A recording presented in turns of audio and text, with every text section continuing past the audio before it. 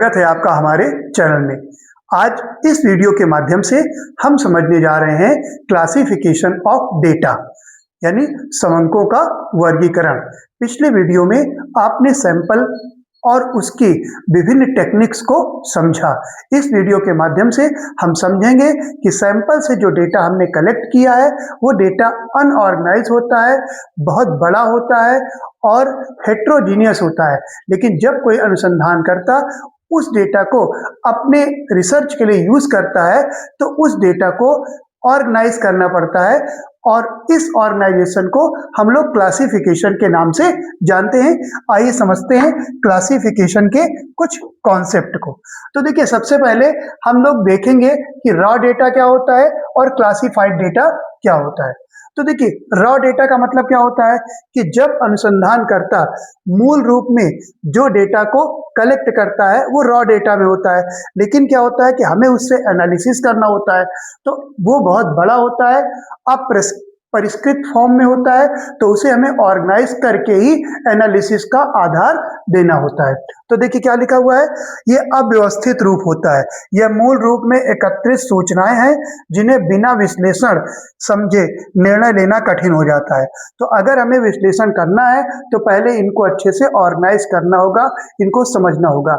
यही बात अगर क्लासिफाइड की बात करें तो जो समान विशेषताओं के आधार पर समूहों एवं वर्गों में बांट दिया जाए तो उसे हम क्या करते हैं, क्लासिफाइड डेटा कहते हैं।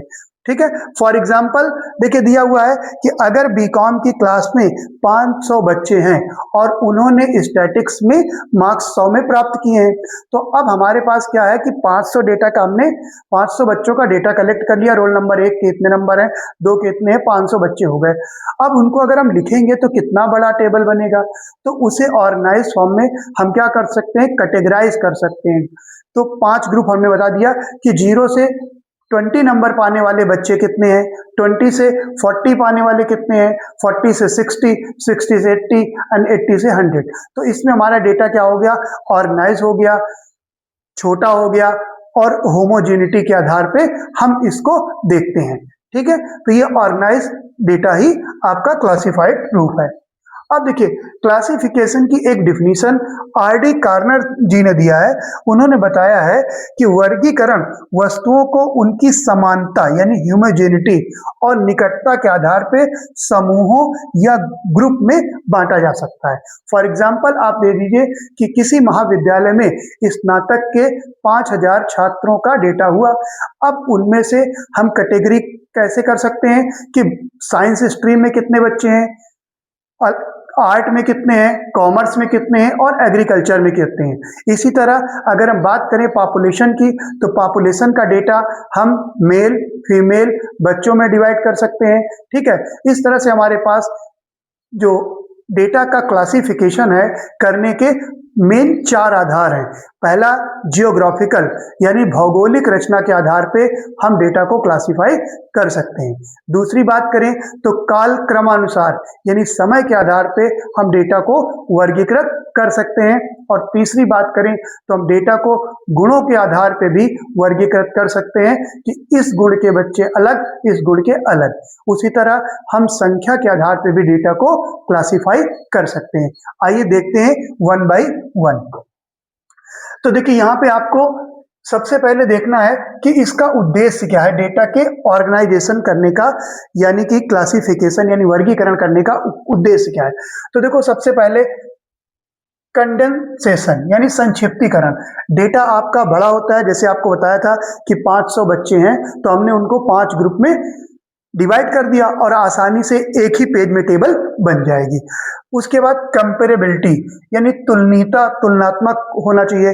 तो जो डेटा है, कभी कभी क्या होता है कि जो रिस्पोंडेंट है वो गलत सूचनाएं मिल जाती हैं, तो हमें क्या करना है, तुलना करने में आसान हो इसलिए यूनिट एक तरह की रखी जाती है।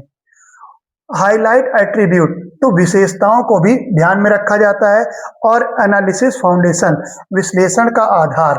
तो जो डेटा होता है अगर उसको हम ऑर्गेनाइज कर देते हैं, ठीक है, ग्रुप के में, तो वो हमें विश्लेषण का आधार बनता है। उसके आधार पे हम डेटा को आसानी से एनालिसिस कर सकते हैं और उसको समझ सकते हैं। आइए देखते हैं। नेक्स्ट हम लोग देखते हैं कैरेक्टरिस्टिक्स ऑफ गुड क्लासिफिकेशन, एक अच्छे वर्गीकरण में कौन कौन सी विशेषताएं होनी चाहिए। तो देखो पहली विशेषता क्या है, होमोजेनिटी, यानी कि सजातीयता होनी चाहिए। All item places inside a single class must possess similar feature, तो एक तरह के फीचर होने चाहिए। जैसे हमने आपको बताया कि बीकॉम कॉमर्स के बच्चों को अलग कर दिया, आर्ट के बच्चों को अलग कर दिया, साइंस के बच्चों को अलग कर दिया, मेल को अलग कर दिया, फीमेल को अलग कर दिया, ग्रामीण को अलग कर दिया, शहरी को अलग कर दिया। तो मतलब क्या है कि उनसे हम अलग अलग डेटा कर देते हैं ताकि हमें उनका एनालिसिस कर सकें। ठीक है, उसके बाद व्यापकता, डेटा में हमें देखा जाता है कि वो कितना व्यापक है। उसके बाद फ्लेक्सिबिलिटी, लोचशीलता, हम अपने उद्देश्य के अकॉर्डिंग उसे फ्लेक्सिबल कर सकें। आइए नेक्स्ट देखिए, बेसिस ऑफ क्लासिफिकेशन, यानी वर्गीकरण हम किस आधार पे कर सकते हैं। तो देखिए हमने आपको बताया था कि क्लासिफिकेशन जनरली हम 4 आधार पे कर सकते हैं। कितने आधार पे? 4 आधार पे। तो पहला आधार है जियोग्राफिकल, यानी भौगोलिक संरचना के आधार पे। तो आप समझ सकते हैं कि जैसे मान लीजिए आपको कह दिया जाए कि उत्तर प्रदेश के विभिन्न जिलों में गेहूं का उत्पादन, ठीक, तो अब गेहूं के उत्पादन के हम जिले के अकॉर्डिंग कैटेगरी कर सकते हैं, या हम कह सकते हैं भारत के विभिन्न राज्यों में गेहूं का उत्पादन, या हम कह सकते हैं विश्व के देशों में गेहूं का उत्पादन। ठीक है, तो हम इसे क्षेत्र के आधार पे या भौगोलिक संरचना के आधार पे, या आप समझिए ईस्ट वेस्ट नॉर्थ के आधार पे अगर हम डेटा को क्लासिफाई करते हैं तो उसे जियोग्राफिकल क्लासिफिकेशन कहते हैं। ठीक है, नेक्स्ट देखिए, काल क्रमानुसार, यानी कि समय के आधार पे अगर हम डेटा को धर दें, तो जैसे आप देखते हैं कि आप जनसंख्या होती है तो जनसंख्या प्रति 10 वर्ष में काउंट होती है। तो 1991 में जनसंख्या इतनी है, 1961 में इतनी है, 1971 में, 91 में, 2001 में, 2011 में। तो ये काल क्रमानुसार हो गया, समय के आधार पे, या आप घंटे के आधार पे कर सकते हो, तिमाही, छमाही, क्वार्टरली कर सकते हो, मंथ के आधार पे कर सकते हो, ईयर के आधार पे कर सकते हो। ठीक है ना, तो इसको बोलते हैं chronological classification of data. Next, अब देखिए हम लोग डेटा को गुणों के आधार पे भी करते हैं। किसके आधार पे? गुणों के आधार पे ना, क्वालिटेटिव क्लासिफिकेशन। तो गुणों के आधार पे भी डेटा करते हैं। तो जब गुणों के आधार पे बात की जाती है तो गुण क्या होते हैं भाई? ईमानदारी, ठीक है, बुद्धिमत्ता, मेल फीमेल, ग्रामीण, शहरी, स्किल्ड, अनस्किल्ड, यानी जिसे हम डेटा को, जो हमारे संख्यात्मक नहीं होते, गुण के आधार पे होते हैं। ठीक है, तो गुणों के आधार पे सिंगल एट्रीब्यूट बेसिस, ठीक, तो जनसंख्या को साक्षर या निरक्षर के रूप में, सिंगल, जिसमें वन लाइनर होते हैं, एब्सेंस या प्रेजेंस, यस नो वाले जो क्वेश्चन होते हैं, सरल वर्गीकरण उनको कहा जाता है। जैसे male female, employed unemployed, rural और अर्बन। ठीक है, तो इस तरह से समझे। मैनीफोल्ड क्लासिफिकेशन में क्या होता है? बहुगुणी, जिसमें बहुत सारे गुणों को कर दिया जाए। तो जैसे मान लीजिए पॉपुलेशन है, यहाँ पे पॉपुलेशन है, पॉपुलेशन को हमने मेल फीमेल में कर दिया। अब मेल में, इसमें मेल कितने अर्बन हैं, अर्बन कितने रूरल हैं, इसी तरह फीमेल में कितने अर्बन हैं, कितने रूरल हैं।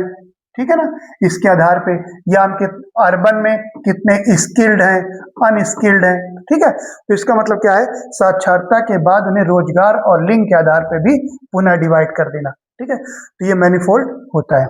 आइए नेक्स्ट देखते हैं। अब देखिए, ये क्वांटिटेटिव बेसिस ऑफ स्टर्जेस फार्मूला। तो क्या होता है कि जो डेटा को हम ऑर्गेनाइज करते हैं तो कितने क्लास इंटरवल बनाए जाएं, डेटा के कितने क्लास इंटरवल बनाए जाएं, उससे संबंधित स्टर्जेस साहब ने एक फार्मूला दिया है, जिसमें उन्होंने बताया है कि के, यानी कि के का मतलब कितनी क्लास इंटरवल होंगे। तो 1 + 3.33 log n, n का मतलब जितना आपका डेटा है। ठीक है, तो ये आपका क्लास इंटरवल निकालने का फार्मूला है, सॉरी क्लासेस बनाने का फार्मूला है, ये दिया हुआ है आपको। ठीक है, अब कुछ न्यूमेरिकल वेरिएबल्स होते हैं जिसमें कंटिन्यूअस और डिस्क्रीट वेरिएबल्स होते हैं। डिस्क्रीट वेरिएबल कौन से होते हैं? खंडित वेरिएबल्स वो वेरिएबल्स होते हैं जिनको हम फ्रैक्शन में नहीं लिख सकते, मीन्स हम उन्हें होल नंबर में लिखेंगे। जैसे परिवार में बच्चों की संख्या 0, 1, 2, 3, 4, ठीक है, ऐसे, है ना, क्योंकि उनको 2.5 नहीं लिख सकते हैं। लेकिन जो कंटिन्यूअस डेटा होते हैं वो कैसे होते हैं, जिनको हम होल और फ्रैक्शन दोनों में लिख सकते हैं।